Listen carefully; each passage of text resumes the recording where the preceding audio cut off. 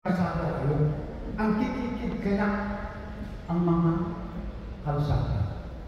Unang-una, yung ating syudad, kung tingnan nyo natin ang ating history, naplano po ito ng Amerikano na si Architect Burnham na totally po 25,000 people.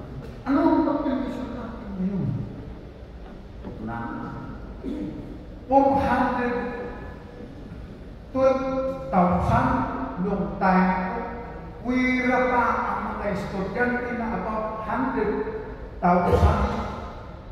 Estimated as the whole town na nag-aaral sa ating mga universidad in countries. Lumaki na. Ngunit, tayo din yung nagdadagdag sa ating problema sa traffic. Unang-una, at the is sulukon na itiling handa na bigyan dia ang honesty lutigan di kalsada isagad gamgaman dan di kalsada. Yan ang memang traffic. Agri itu pernah dikatakan kapur apa oh, may sama ako kurang dasar ini, lupis kanya ini, apa yang nalilipit yun? At titinulog tayo kami. Oh, diyan. Ada tayo, ako progreso tayo, may isa-isa. Ada diyan na, ukin ako to have their own cars. Ang mga pagparadaan na tibalada, nakaparada.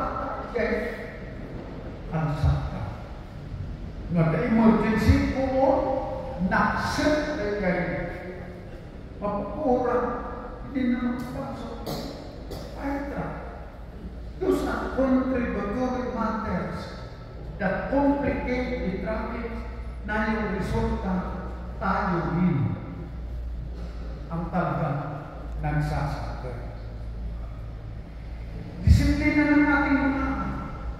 Sino ba ang nagsusulat ng mga graffiti? Ang ating mga anak, teenagers. Siguro kumunang tayo sa ating pagkagawa ng ating function being the first teachers of our own family to discipline our own children. Sumama na sa barkada, may fraternity, iba na ang pinuntahan na kanilang pag-iisip at surat at grafitin at anya.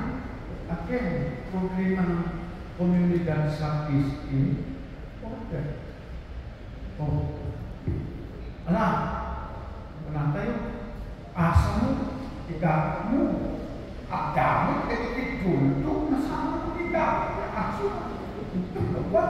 Nagringkot ka, kapag ano, ang mga igamit ka, asmas, sa likiti, mapagkagtaki, kaya parang ka, katulad ng kanayan ng pagsok ng panadagdagusan.